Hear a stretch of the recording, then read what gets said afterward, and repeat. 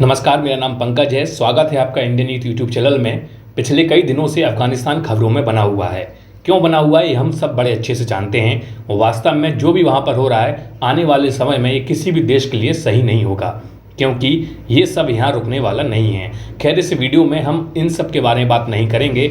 हम बात करने वाले हैं उन प्रोजेक्ट्स के बारे में जो भारत की तरफ से अफगानिस्तान में बनाए गए हैं या फिर बनाकर तैयार कर दिए गए हैं। आपकी जानकारी के लिए बता दें कि यह जो प्रोजेक्ट्स हैं कोई छोटे मोटे प्रोजेक्ट्स नहीं हैं। ये वो प्रोजेक्ट्स हैं जो शायद अफगानिस्तान कई दशकों तक अपने देश में नहीं बना पाता, क्योंकि इन सारे प्रोजेक्ट्स में भारी भरकम पैसों के साथ साथ हाईटेक टेक्नोलॉजी का भी उपयोग किया गया है और इसी वजह से भारत के माथे पर चिंता की लकीरें गहरी होती जा रही हैं। आपको बता दें कि हमारे देश की तरफ से अफगानिस्तान में लगभग $3 बिलियन यानी कि 22,500 करोड़ रुपए का निवेश किया गया था और जिन भी प्रोजेक्ट्स में यह निवेश हुआ था वो सारे प्रोजेक्ट अब अधर में अटके हुए हैं। आपकी जानकारी के लिए बता दें कि भारत ने यहाँ पर हर सेक्टर में निवेश किया था, क्योंकि 2011 में भारत अफगानिस्तान रणनीतिक साझेदारी के तहत समझौते पर साइन हुए थे और इस समझौते के दौरान भारत ने अफगानिस्तान में इंफ्रास्ट्रक्चर, संगठन, शिक्षा और तकनीकी स्तर पर हर तरीके के मेगा प्रोजेक्ट्स बनाने का ऐलान किया था और इन प्रोजेक्ट्स पर समय अनुसार काम भी हुआ।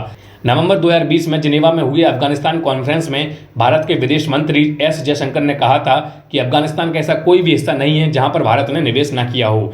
तो आइए अब हम आपको बताते हैं कि ऐसे कौन कौन से प्रोजेक्ट्स हैं जो अब खतरे में आ गए हैं। पहले नंबर पर जो मेगा प्रोजेक्ट है उसका नाम है सलमा डैम। हेरात प्रांत में भारत की तरफ से सलमा बांध का निर्माण कार्य कराया गया था। 42 मेगावाट की क्षमता वाला यह एक हाइड्रो पावर और सिंचाई का प्रोजेक्ट है। कई कठिनाइयों के बावजूद भी इस प्रोजेक्ट का उद्घाटन साल 2016 में अफगानिस्तान के राष्ट्रपति और भारत के प्रधानमंत्री मोदी द्वारा किया गया था और तभी से इसे अफगानिस्तान भारत दोस्ती बांध के तौर पर जाना जाता है। आपको बता दें कि यह बांध इतना मजबूत है कि 100 सालों तक इस बांध का कोई कुछ भी नहीं बिगाड़ सकता। बात करें इस पूरे प्रोजेक्ट में आने वाले कॉस्ट की, तो आपको बता दें इस पूरे प्रोजेक्ट में भारत ने लगभग 1775 करोड़ रुपए के निवेश से इस पूरे बांध का निर्माण कार्य कराया था। अब बात करते हैं दूसरे नंबर पर आने वाले मेगा प्रोजेक्ट की। दूसरे नंबर पर जो मेगा प्रोजेक्ट आता है वो है जरांज दिलाराम हाईवे। यह भी एक हाई प्रोफाइल प्रोजेक्ट था जिसके तहत भारत ने अफगानिस्तान में 218 किलोमीटर लंबा जरांज दिलाराम हाईवे का निर्माण कार्य कराया था। इस हाईवे को बॉर्डर रोड ऑफ ऑर्गेनाइजेशन मतलब कि BRO की तरफ से तैयार किया गया था। यह हाईवे अफगानिस्तान में ईरान बॉर्डर के करीब से गुजरता है। इस हाईवे के निर्माण में लगभग $150 मिलियन की लागत आई थी। यह हाईवे खास रुद नदी के करीब से निकलता हुआ दिलाराम से जरेंज तक जाता है। हाईवे दक्षिण में कंधार से, पूर्व में गजनी और काबुल से, उत्तर में मजार शरीफ से और पश्चिम में हेरात प्रांत से जुड़ता है। आपको बता दें कि यह हाईवे अफगानिस्तान और भारत की व्यापारिक गतिविधियों के लिए बेहद अहम था, क्योंकि अफगानिस्तान के साथ होने वाले व्यापार के लिए जब पाकिस्तान ने भारत को रास्ता देने से इनकार किया था तो यह हाईवे भारत के लिए रणनीतिक महत्व वाले रास्ते के तौर पर सामने आया था। यही हाईवे ईरान स्थित चबाहार बंदरगाह के लिए भारत को रास्ता मुहैया कराता है। विदेश मंत्री जयशंकर ने पिछले साल जानकारी दी थी कि इसी हाईवे की मदद से भारत ने 75,000 टन गेहूं कोविड-19 महामारी के दौरान चबाहार के जरिए अफगानिस्तान भिजवाए थे। 300 भारतीय इंजीनियर्स और मजदूर की मदद से इस हाईवे का निर्माण कार्य किया गया था, लेकिन अब यह हाईवे पूरी तरीके से कब्जा लिया गया है। अब बात करते हैं हम तीसरे बड़े प्रोजेक्ट की। तीसरा जो बड़ा प्रोजेक्ट है वो है काबुल की संसद।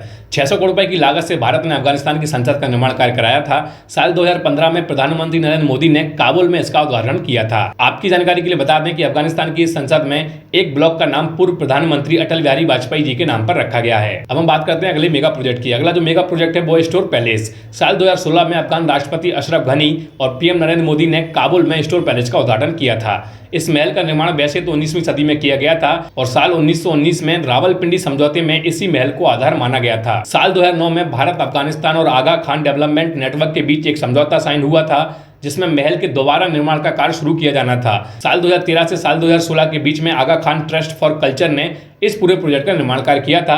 अब अगला जो मेगा प्रोजेक्ट अफगानिस्तान में भारत की तरफ से स्थापित किया गया था वो प्रोजेक्ट वास्तव में अफगानिस्तान के लिए बेहद जरूरी प्रोजेक्ट था। आपको बता दें यह जो प्रोजेक्ट था वो पावर इंफ्रास्ट्रक्चर प्रोजेक्ट था। इस पूरे प्रोजेक्ट में पुल खुमरी से काबुल के उत्तर में जाने वाली 220 kV की ट्रांसमिशन लाइन बिछाना और दूसरे पावर इंफ्रास्ट्रक्चर प्रोजेक्ट शामिल थे। ऐसे प्रोजेक्ट के तहत बिजली की सप्लाई को बढ़ाना एकमात्र मकसद था।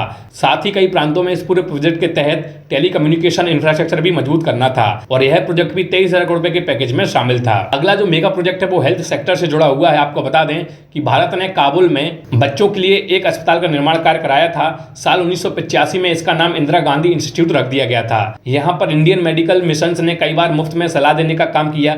हजारों लोग जो युद्ध में अपने कई अंग गवा चुके थे, जयपुर फुट की तरफ से उन्हें आर्टिफिशियल अंग लगाए गए। भारत ने इसके अलावा 12 और हॉस्पिटल्स का निर्माण पूरे अफगानिस्तान में कराया था। बात करें परिवहन के क्षेत्र की, तो आपको बता दें कि विदेश मंत्रालय के मुताबिक भारत ने अफगानिस्तान को 400 बसें और 200 मिनी बसें शहरी ट्रांसपोर्टेशन के लिए दी थीं। इसके अलावा 105 utility vehicles, Afghan national army के लिए 285 मिलिट्रिक व्हीकल्स और 5 शहरों में अस्पतालों के लिए 10 एम्बुलेंस भी दी थीं। इतना ही नहीं, इसके अलावा अफगान राष्ट्रीय एयरलाइंस के लिए भारत की तरफ से एयर इंडिया के 3 एयरक्राफ्ट भी अफगानिस्तान को दिए गए थे। ये तो वो प्रोजेक्ट थे जो भारत ने अफगानिस्तान में पूरी तरीके से बना के तैयार कर दिए थे।